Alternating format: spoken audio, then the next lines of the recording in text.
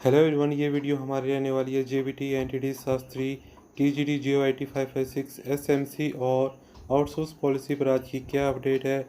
और अगर आप चैनल पर नए हो तो चैनल को लाइक एंड सब्सक्राइब जरूर कीजिएगा। तमाम दर्शकों को जितने भी हमारे बेरोजगार युवा हैं जो कि कमीशन पास है, कईयों ने कमीशन पास कर दिया है तो कई जो है वो रिजल्ट का इंतजार कर रहे हैं, उन पर बात करते हैं। सबसे पहले शास्त्रीय नियुक्ति को लेकर बात करते हैं। आज काफी संख्या में कमीशन पास कर चुके शास्त्री जो है वो ओकोवर पहुंचे, मुख्यमंत्री से मिलने का काफी प्रयास उन्होंने किया। लंबी जदोजहद के बाद वो मुख्यमंत्री से मिले, अपना दुख दर्द जो है वो उन्होंने सीएम के सामने रखा और कहा कि 8 महीने से वो नियुक्ति का इंतजार कर रहे हैं। उनका कमीशन पास हो चुका है। 582 ऐसे अभ्यर्थी है जो कि कमीशन पास कर चुके हैं। सब सारा प्रोसेस उनका पूरा हो चुका है, केवल जो है वो उनको नियुक्ति देनी है। लेकिन नियुक्ति का वो इंतजार 8 महीने से कर रहे हैं। अपना दुखड़ा जब उन्होंने मुख्यमंत्री को सुनाया तो इस दौरान जो है वो सीएम ने आश्वस्त किया है कि ये सारा प्रोसेस जो है वो जल्द पूरा कर दिया जाएगा और इसके लिए यहाँ पर आदेश शिक्षा सचिव को दिए गए हैं कि वो शास्त्री नियुक्ति को लेकर जो भी आरएनपी रूल्स आड़े आ रहे हैं इस मामले को सुलझाए और शास्त्रियों को कमीशन पास कर चुके शास्त्रियों को जल्द जो है वो नियुक्ति दी जाए।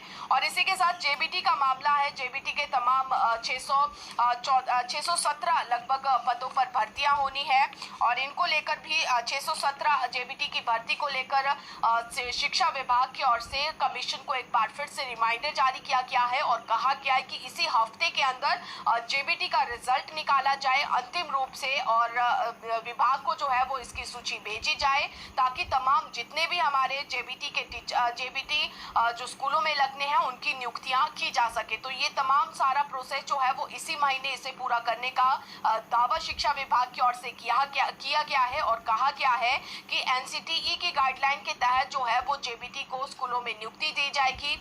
जितने भी चाहे वो, क्योंकि अब इस भर्ती में बीएड को भी पात्र माना गया है तो जितने भी यहाँ पर बीएड जितने भी टैट पास बीएड होंगे, टैट पास जेबीटी होंगे, उन सभी को इसी महीने नियुक्ति जो है वो स्कूलों में दे दी जाएगी। एक ये बड़ी अपडेट थी और इसी के साथ 1000 से ज्यादा टीजीटी को लेकर जो प्रपोजल सरकार को भेजा गया था जिसमें टीजीटी मेडिकल है, नॉन मेडिकल है, आर्ट्स है, उन सभी पदों को लेकर भी अप्रूवल फाइनेंस की ओर से मिल चुकी है और इसका प्रोसेस भी अब जल्द जो है वो शुरू हो जाएगा। यानी कि सरकारी स्कूलों में नए टीचर्स की भर्ती भी जो है वो शुरू यहाँ पर हो जाएगी। और अब बात करते हैं स्कूलों की छुट्टियों को लेकर, क्योंकि बहुत सारे सवाल जो है वो आपके आ रहे हैं कि स्कूल छुट्टियों को लेकर हम अपडेट आपको करें।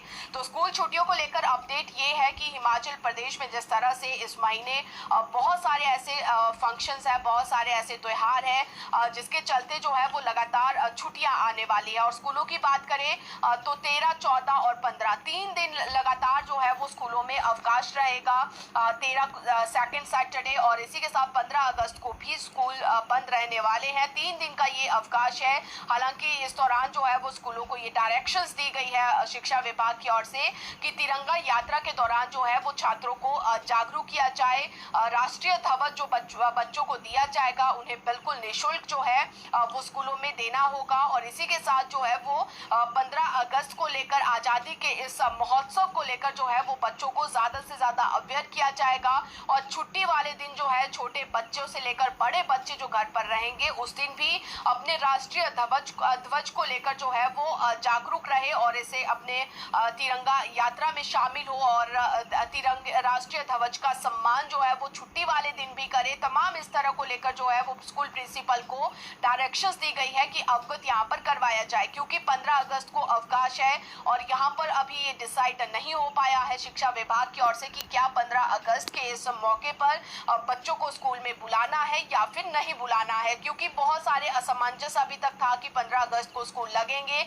लेकिन अभी तक शिक्षा अधिकारियों से जब हमने बात की तो उनका कहना है कि अभी तक जो है वो सरकार से ऐसी कोई डायरेक्शन नहीं आई है कि स्कूलों में 15 अगस्त को सभी बच्चों को बुलाया जाएगा। तो फिलहाल जो है वो 15 अगस्त को भी अवकाश जो है वो स्कूलों में रहेगा और इस वजह से 3 दिन का ये अवकाश होगा और इस 3 दिन के अवकाश में बच्चों को घर से तिरंगा फहराना होगा। जागरूक जो है वो सभी तमाम टीचर्स टीचर्स को करवाना होगा। और इसी के साथ जो है वो एनटीटी भर्ती को लेकर आपका सवाल है, तो एनटीटी भर्ती को लेकर एक राहत जरूर जो है वो टीचर्स को यहाँ पर जितने भी एनटीटी कोर्स करने वाले अभ्यर्थी हैं उनके लिए सामने आई है। 12 अगस्त को एनटीटी भर्ती को लेकर जो भी प्लानिंग सरकार की ओर से बनाई जाएगी उसके लिए बैठक रखी गई है। और संभव ये है कि 12 अगस्त को एनटीटी के आरएनपी रूल्स क्या होंगे, किस आधार पर ये भर्ती की जाएगी, इस पर अंतिम फैसला जो है वो लिया जा सके। क्योंकि अभी तक जो है आज भी जिस तरह से हमने शिक्षा अधिकारियों से बात की तो उनका ये कहना था कि अभी तक इसमें ये क्लियर नहीं हो पा रहा है, क्योंकि एनसीटी की गाइडलाइन और केंद्र सरकार ने दो टूक कहा है कि एनटीटी की भर्ती जो है वो केवल 2 साल का डिप्लोमा उसमें मान्य होगा। लेकिन राज्य सरकार इस पर क्या डिसीजन लेती है वो आने वाला समय ही बताएगा, जब सरकार इसमें क्लैरिफिकेशन देगी। तो इसको लेकर 12 अगस्त को एक बार फिर से बैठक रखी गई है। हालांकि इसमें एक चीज और सामने आई है कि जिन स्कूलों में प्री प्राइमरी के 2 या 3 बच्चे होंगे उन स्कूलों में क्या अलग से एनटीटी का टीचर दिया जाएगा या नहीं दिया जाएगा, उस पर भी फैसला होना संभावित है। तो कुल मिलाकर जो है वो एनटीटी के लिए 12 अगस्त को बैठक होगी शिक्षा सचिव की अध्यक्षता में, और उस बैठक में जो है वो ये डिसीजन लिया जाएगा कि एनटीटी की भर्ती किस तरह से होगी, और उसके बाद आरएनपी रूल्स बनाए जाएंगे और फिर कैबिनेट में अप्रूवल के लिए आएगा और फिर जाकर जो है वो ये भर्ती शुरू हो पाएगी।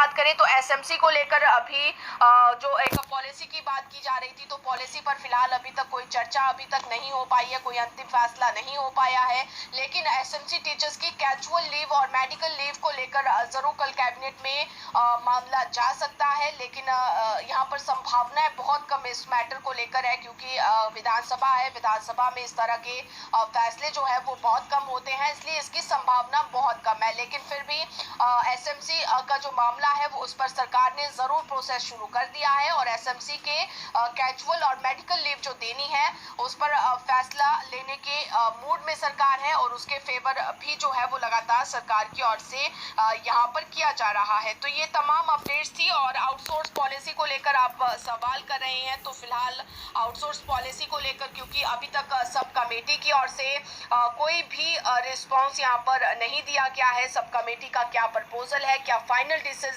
लिया गया है, इस पर जो है वो कुछ भी नहीं कहा गया है। और यही वजह है कि अभी फिलहाल जो है वो आउटसोर्स पॉलिसी पर कोई अंतिम निर्णय यहाँ पर सरकार नहीं ले पाई है। लेकिन इसके अलावा अगर हम यहाँ पर देखें कि आउटसोर्स के लिए जो यहाँ पर ये फैसला लिया गया था कि राजस्थान के ड्राफ्ट को स्टडी किया गया था, और फिर उसके बाद ये कहा गया था कि अब राजस्थान की पॉलिसी को हिमाचल प्रदेश में लागू किया जाएगा, जिसमें आउटसोर्स के कर्मचारी सोसाइटी और संस्था के अंतर्गत आएंगे। उनका मिनिमम वेतन जो है वो यहाँ पर 18,000 रखा जाएगा। तो इसकी भी अनाउंसमेंट जो है वो सरकार की ओर से आने वाले विधानसभा चुनाव के नजदीक इसलिए सरकार करने के मूड में है, ताकि वोट बैंक जो है वो सरकार का मजबूत रह सके। और चुनाव के नजदीक इस तरह की राहत देने का मकसद यही है कि ताकि जितने भी कर्मचारी है और जितने भी वर्ग है वो सरकार के इन तोहफों को ना भूले। तो कुल मिलाकर अभी तक जितने भी मामले जो अभी पेंडिंग पड़े हुए हैं, सरकार का यही अभी तक प्लान है मोटे तौर पर कि चुनाव के नजदीक आते ही जो है आचार संहिता लगने से पहले इन्हें सुलझाया जाए, और उससे पहले जो है वो तमाम राहतें हर वर्ग को दी जाए। और 556 को लेकर पोस्ट कोड 556 को लेकर सवाल जो हमारे दर्शकों का है, तो फिलहाल 556 पोस्ट कोड को लेकर सुप्रीम कोर्ट में अभी डेट फाइनल नहीं हुई है कि अगली सुनवाई कब होनी है। तो जैसे ही कोर्ट से इस पर कोई डिसीजन होता है तो वो हम आपको जरूर बताएंगे, और जो भी सुप्रीम कोर्ट से अंतिम डेट इस पर आती है। यहाँ पर सूर्यांश